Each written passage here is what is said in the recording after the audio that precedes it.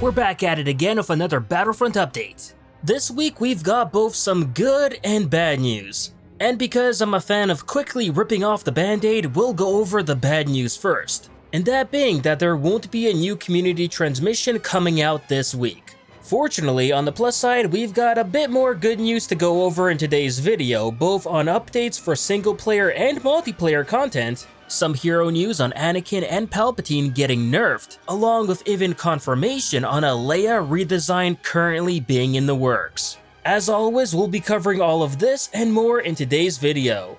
And before we get into any of that, but a quick reminder, as if you do like these type of videos, then do remember to give it a like to show your support for not only this update series, but also the content within it. With that out of the way, let's get into it. So, as I said before, we'll jump straight into the bad news first. Yes, community manager Benoit is back this week from his vacation, and no, that's not the bad news. What is the bad news is that many of us were expecting him to drop a new community transmission this week too, especially since the new game update itself arrives next week on January 30th, a Thursday. However, it looks like that's not in DICE's plans at the moment, and instead of giving us something this week, they're gonna wait until next week to release a new community transmission, most likely a day before the game update drops. Which, when you first think about it, then it feels odd. One community transmission for the entire month? That's definitely not the norm for DICE these days. However, for anyone wondering why, then DICE do have a good reason for doing this. Benoit had this to say: "We'll have the CT for you next week, complete with the full release notes. This month is a bit different, similar to December. You already know what's coming. We're still on track with everything. Heroes are looking great, Jakku, Takodana, and Ajan Claws to Capital Supremacy, and instant action." So there you go, the reason we're not getting anything this week is because there isn't anything new or major they want to talk about. As Ben said, we basically already know what's in store for us in January, with the exception of the small stuff like bug fixes or hero changes. Then again, Ben did reveal just now that we'll be getting 3 maps for Capital Supremacy instead of just 2, which now will include Takodana. As originally, DICE told us we'd only be getting Ajan Claws and Jakku for the sequel trilogy's Capital Supremacy. So to now hear that we're gonna be getting an additional map for the mode is a neat little surprise. And yes, to everyone who's asked in last week's video, these same maps are coming to instant action too.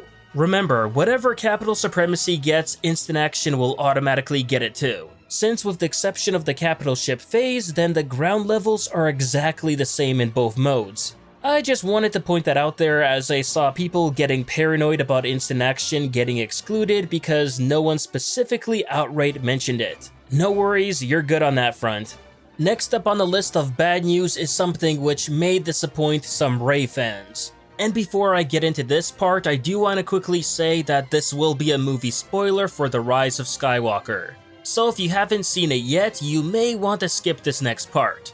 I already got some angry comments in last week's video for spoiling that Palpatine is the main bad guy in The Rise of Skywalker, which I personally don't understand how that could be a spoiler, due to, you know, Disney marketing Palpatine returning in Episode 9 and all of that, but to each their own.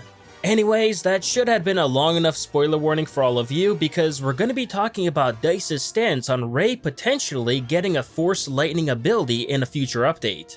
Knowing now that she's a Palpatine and has used Force Lightning in the movie, some Rey fans are very curious to learn if DICE has any plans on ever giving her this Sith ability. Well, according to Benoit, the answer for this is unfortunately a simple no, which to be fair makes sense. The Rey we have in the game is Jedi Rey, and the last thing she wants to do is give into her dark side and use such a force power best known for the Sith. Not to mention, she only uses it once in the movie, and even then it's by accident. However, I know there were people rooting for her to get it at some point in Battlefront 2, so they may be disappointed to hear about this. Now with the bad news out of the way, let's jump into the good news. We'll first start off with some news that many offline players have been patiently waiting for, and that's an update on the AI for vehicles and droidicas in instant action. This week, Benoit has indicated that the AI vehicles and droidicas are still very much in the works. However, the AI, or as he calls it, the auto players for the droidicas are closer to being finished than the vehicle auto players, but both are still in active development. With that said, we still don't have any release date on when we should be expecting to see either in the game. But this is still promising news nonetheless, as some people have started to think that DICE may have forgotten about droidica and vehicle auto players due to not mentioning them in a while. Fortunately, that isn't the case, and droidicas should be coming out first when they'll be ready. Staying on the topic of instant action, but we also have word on AI fixes coming in the next update as well. Oh, sorry, my bad, auto player fixes. The hint for this was first dropped by Manuel Lanes, the live service director for Battlefront 2, when he tweeted this cryptic tweet saying, "This enemy auto player, instead of shooting while rolling, he hit me with a melee attack. I wonder if he will have a chat with a BX droid." Of course, cryptic tweets are pretty much now the norm for Manuel. This at least did tell us that auto players will now be able to melee in instant action. Benwalk touched a bit on the subject as well by adding the following. "Yes, we fixed the issue with auto boys shooting while ragdolling or frozen, etc.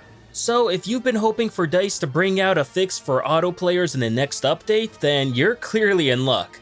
On the other hand, there's still no word yet if DICE will be modifying the auto player difficulty levels, and judging on their silence on that topic, then I wouldn't count on it. Now to move on to the good news for the online multiplayer portion of Battlefront 2, Benwalk recently has confirmed that the long-awaited era selector for Capital Supremacy will be arriving in next week's game update. We've already had an era selector in co-op due to both the prequel and sequel trilogies being offered there, so naturally the same will be happening to Capital Supremacy now too. And this is very good news for the Clone Wars only fans, who still will be able to exclusively only play the prequel era if they so choose to do. And before anyone asks, no, there is no era selector planned for Galactic Assault, only Capital Supremacy at this moment in time.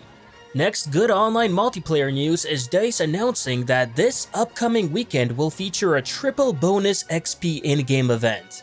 The best part of this event is that it will not be secluded to only 1 or 2 modes, but be available to every single mode in the game. Great for anyone looking to level up some of their characters this weekend, whether it be troopers, heroes, or even starfighters. As for general upcoming hero changes, we'll be getting quite a bit here too. For starters, hero designer Guillaume Raz has confirmed that both Anakin and Palpatine will be seeing nerfs in the January update. Anakin around his star cards and damage to troopers mostly, while Palpatine with his chain lightning range and his dark aura slow to be removed and slight main lightning damage reduction. He also made it clear that after January he will be focusing on even more balance and fixes. For instance, Guillaume has revealed that he's got plans for a Leia rework, which will see one of her abilities getting buffed, another modified, and the third being completely changed to a whole new ability. As of right now, he said he's aiming for the Leia rework to be done in February, but it could also be finished in March too. Another big hero change coming in next week's update is Darth Vader and his Force Choke. Unfortunately, Guillaume didn't reveal too much details regarding this. However, judging from his tweets, he seems to indicate that Vader's choke could be modified to work in a whole new way. Most likely to resemble the famous scene from Rogue One, especially as that was his response to someone on Twitter too. In other news, Phasma staff is said to also be currently worked on, and according to Benwalk, droidicas will be seeing a buff in the January update. It's not yet sure on what kind of buff he's referring to here, but we do know at least it's going to be a small one and not anything major. Of course, seeing as it's been quite a while since we've seen any buff or nerf at all done to them, then I think now is a great time for DICE to tweak them a bit, especially if droidica auto players are going to be released not long from now. Last but not least, I also wanted to include this in last week's video and forgot. But I think it's worth noting that 2020 marks the 40th anniversary of The Empire Strikes Back, which definitely helps fuel all those teases and hints DICE have been lately dropping about original trilogy, Capital Supremacy, and co-op coming to the game. And because the Battle of Hoth is such a big part in The Empire Strikes Back, then I'm assuming it's almost a given that it will be part of the initial original trilogy maps released for those said modes. Of course, keep in mind this is speculation on my part, but we'll for sure be getting our very first details on next month's game update in a couple of weeks in early February. But that'll do it for this Battlefront update. And as always, if you enjoyed this video, please like, share, and subscribe to the channel to not only support it, but keep up with Star Wars news, gaming, and canon lore released every week. And consider following me on Twitter and Facebook to never miss out on the latest Star Wars content. Thanks for watching, and may the Force be with you.